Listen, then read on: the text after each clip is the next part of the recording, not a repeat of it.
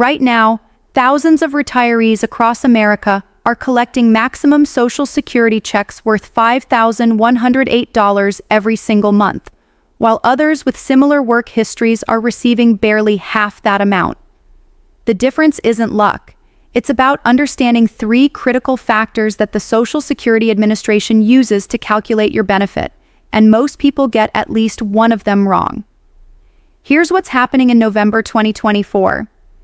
The SSA has just updated their payment schedules and benefit calculations, and the gap between maximum and average benefits has never been wider.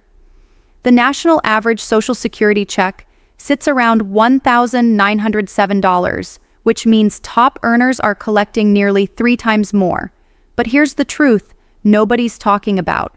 Reaching that $5,108 maximum isn't just about how much you earned during your working years. Your claiming age, your earnings record timing, and a little-known calculation called the bend points all work together to determine your final number.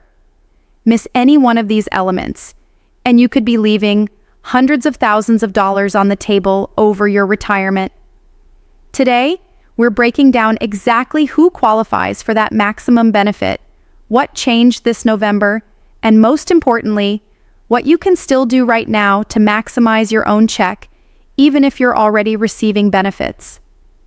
Let me be completely honest with you. When I first started researching Social Security maximum benefits, I couldn't believe how much misinformation was floating around out there.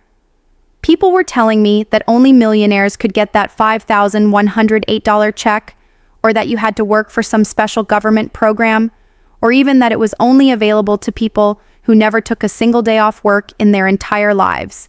But after diving deep into the actual Social Security Administration guidelines and talking with benefits counselors, I discovered the real story is both simpler and more complicated than most people think.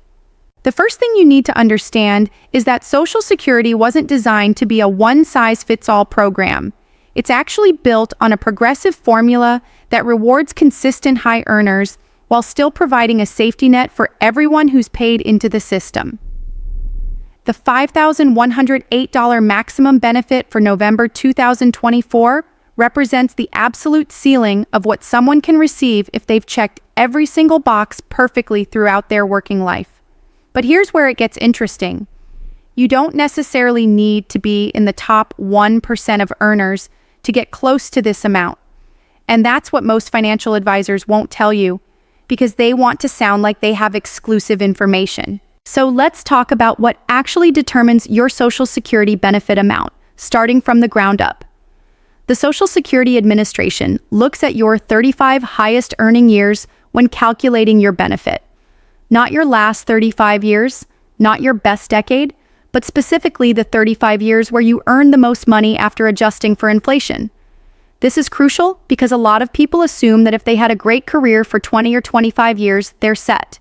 But if you don't have 35 years of earnings on record, the SSA fills in those missing years with zeros, and those zeros get averaged into your benefit calculation, which can dramatically reduce your monthly check.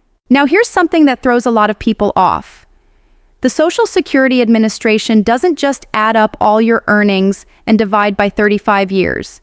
Instead, they use something called the Average Indexed Monthly Earnings Calculation, which adjusts your historical earnings for wage growth over time. This means that the money you earned back in 1985 isn't calculated at its face value. It's adjusted upward to account for how wages have grown across the economy since then. This indexing process is actually designed to be fair, ensuring that workers from different generations are evaluated on a level playing field.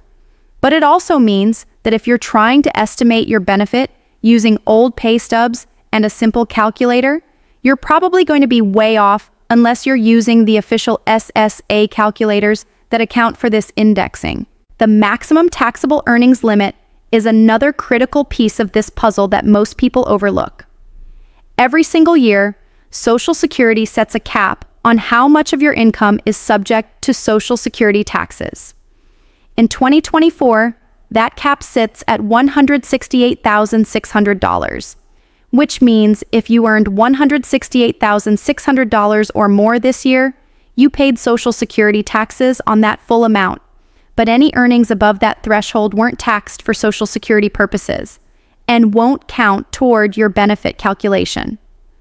To reach that maximum $5,108 monthly benefit, you need to have earned at or above the maximum taxable limit for at least 35 years of your working life. And those limits have changed every single year based on national wage trends. So what counted as maximum earnings in 1990 is very different from what counts today. Let me paint you a realistic picture of what this actually looks like in practice. Imagine someone who graduated college in 1989 and started working right away. To reach maximum benefits, they would need to have earned at the taxable maximum or above for every year from 1989 through 2024. That's 35 consecutive years of high earnings. We're talking about someone who likely worked in fields like medicine, law, engineering, corporate management, or successful business ownership. But here's the thing that surprises people. You don't need to have earned millions of dollars. You just need to have consistently earned above that annual cap, which for most of those years was somewhere between $50,000 and $170,000 depending on the specific year we're talking about. The second major factor that determines whether you get that maximum benefit or something much lower is your claiming age. And this is where a lot of people make expensive mistakes without even realizing it. The Social Security Administration has set what they call your full retirement age based on your birth year. For anyone born in 1960 or later, full retirement age is 67 years old. But here's the catch. You can start claiming benefits as early as age 62, or you can delay claiming all the way until age 70. Your decision about when to claim creates a massive swing in your monthly benefit amount that lasts for the rest of your life.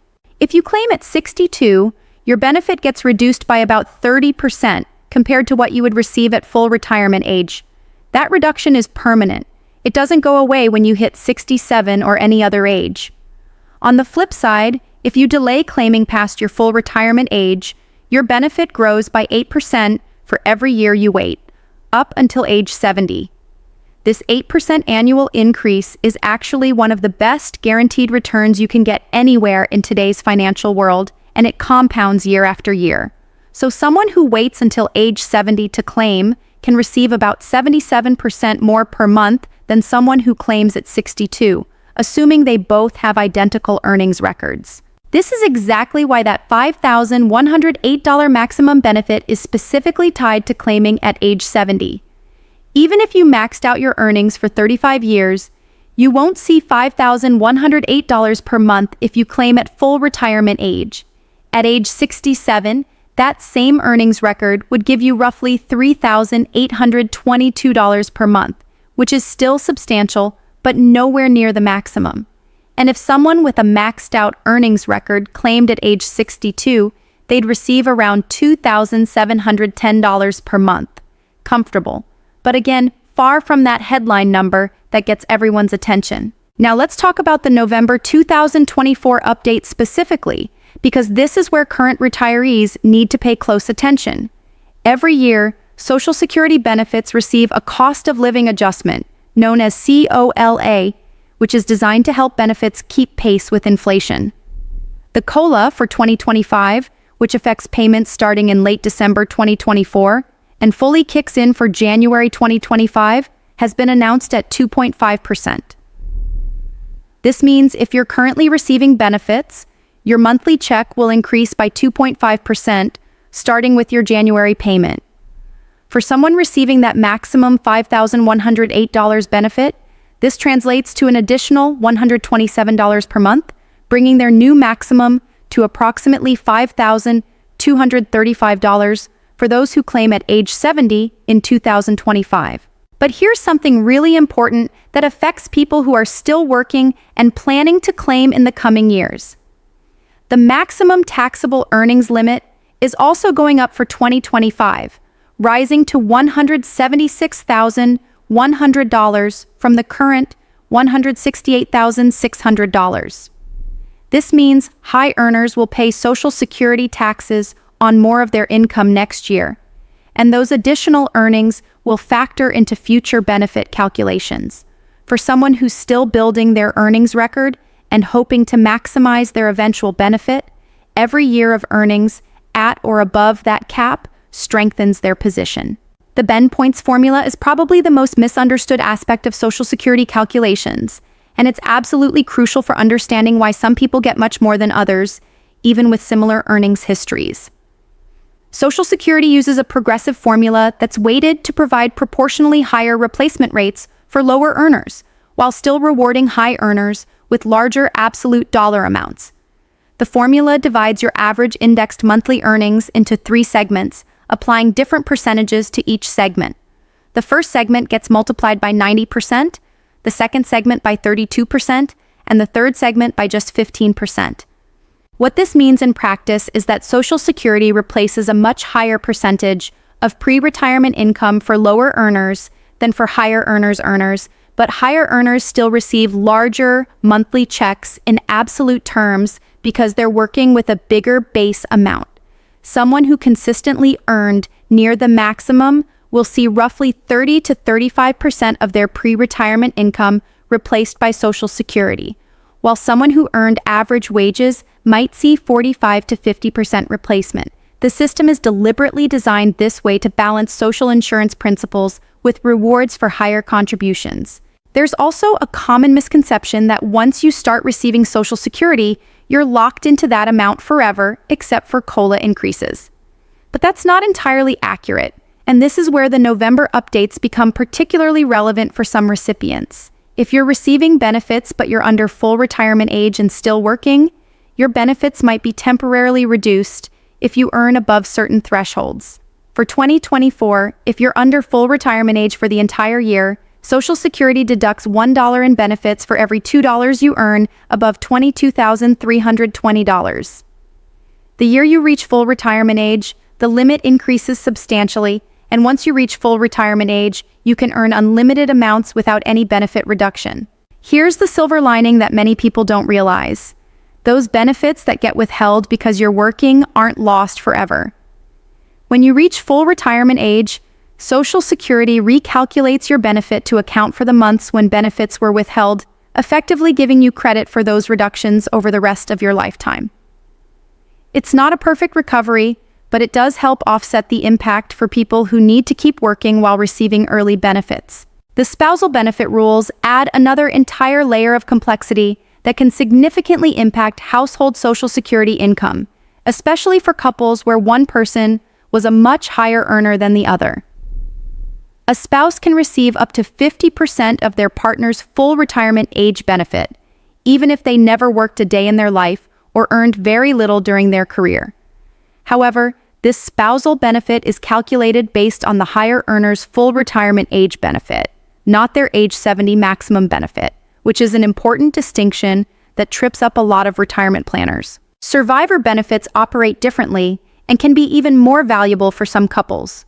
When one spouse passes away, the surviving spouse can switch to receiving 100% of the deceased spouse's benefit if it's higher than their own. This is why financial advisors often recommend that the higher earner in a couple delay claiming until age 70, not just to maximize their own benefit while they're alive, but to lock in the highest possible survivor benefit for their spouse. So who actually receives that $5,108 maximum benefit? And more importantly, who doesn't? The reality is that very few Americans receive the absolute maximum. According to Social Security Administration data, only about 6% of all beneficiaries receive benefits at or near the maximum amount. These are individuals who maintained high earnings for their entire careers, understood the saying age strategy, and had the financial flexibility to delay claiming until age 70. Most of them are professionals who retired from careers in medicine, law, executive management, or successful business ownership. And they typically have other retirement income sources that allowed them to postpone claiming Social Security. The vast majority of Americans receive something much closer to that national average of around $1,907 per month. This isn't because they made terrible decisions or because the system is broken. It's simply because most people have varied career paths with periods of lower earnings, gaps in employment for family caregiving or other reasons, health issues that prevented them from delaying benefits until age 70, or careers in fields that, while valuable to society, simply don't pay at the levels required to hit those maximum taxable earnings year after year. And that's completely okay, because Social Security was never intended to be anyone's sole source of retirement income.